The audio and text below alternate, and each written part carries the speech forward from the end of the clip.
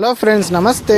షేన్లో ఉండేటోడు road ఎక్కినావు అనుకుంటుండ్రు. ఏం లేమన్నా చెప్తా అన్న విషయమే, అందుకే పోతున్నా ఈరోజు నేను ఆడికి. నిన్నటి వీడియోలో అయితే మనం దాని ఎక్కడ తెచ్చినా లొకేషన్ అయితే చెప్తాను కదా, ఇప్పుడు చెప్తా లొకేషన్ ఎక్కడ. అంతకంటే ముందు మన షెడ్ ఎక్కడ లొకేషన్ ఉందో చెప్తాను మీకు. మన షెడ్ వచ్చేసి నాగర్ కర్నూలు డిస్టిక్ ఇంద్రకల్ అనే విలేజ్లో ఉంది. కొంచెం విలేజ్కి ఒక 1 కిలోమీటర్ దూరం అంతే. అండ్ మనం దాన తెచ్చేది వచ్చేసి బిజినపల్లి నుంచి తెస్తాం. ఇదంతా మీకు ఎందుకు చెప్తున్నా అంటే, నేను స్టార్ట్ చేసిన కొత్తలో దాని ఎక్కడ అంతారో తెలియదు, దానికోసం చాలా ట్రై చేసిన. చుట్టుపక్కల షెడ్యూల్లో ఎవరిని దాని అడిగిన ఇచ్చేటోళ్ళు గారు. ఎందుకంటే అది ప్రైవేట్ లిమిటెడ్ కాబట్టి ఇస్తే ఏమంటారు, వాళ్ళకి జరిమానా అనేది ఉంటుందంట. సో మనకి ఎవరు సప్లై అయ్యే ఫీడ్ చాలా రోజులకి అక్కడ ఇక్కడ తెలుసు బిజినపల్లిలో అయితే ఉందని తెలిసింది. సో బిజినపల్లి అయితే తెచ్చేసుకున్నాం. అందుకే ఫైనల్ గా షాప్ కి అయితే వచ్చేసినాం. ఇదే ఆ షాపు. లోడ్ అయితే ఇప్పుడే దిగింది. అదో పెద్ద తతంగం జరిగింది మనదైతే.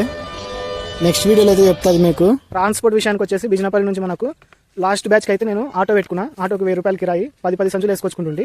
అయితే ఇప్పుడు కోళ్ళు తక్కువ పెట్టినా కాబట్టి ఇప్పుడు తక్కువ పడుతుంది దాన. ఇంకోటి ఏమవుతుందంటే, దాన తెచ్చుకున్న తర్వాత ఎక్కువ రోజులు పెట్టుకుంటే కోళ్ళు తినట్లే, అది దాన అనేది తప్పబడిపోతుంది. సో ఇప్పటికప్పుడు ఇప్పుడు అయితే బైక్ మీద వేస్తున్నా. నాకు ఇప్పుడు 150 కోళ్ళు తెచ్చిన, అంతే కొంచెం తెచ్చిన. సో వారానికి ఒక సంచి అయితే వేసుకొచ్చుకుంటాను నేను బైక్ మీదే. అండ్ మనకు ఫీడ్ ఫార్ములేషన్ మాత్రం మీకు నెక్స్ట్ వీడియోలో చెప్తా. ఇప్పుడు బ్రాయిలర్ ఫీడ్ తెచ్చి డైరెక్ట్ కోళ్ళకి ఇచ్చేస్తే అవి కూడా సేమ్ బ్రాయిలర్ కూర లాగానే తయారైతాయి. అండ్ ఆ ఫీడ్ మేనేజ్మెంట్ అనేది నెక్స్ట్ వీడియోలో చెప్తా. దానికి కొంచెం ప్రాసెస్ ఉంటుంది, క్యాలిక్యులేషన్స్ ఉంటాయి.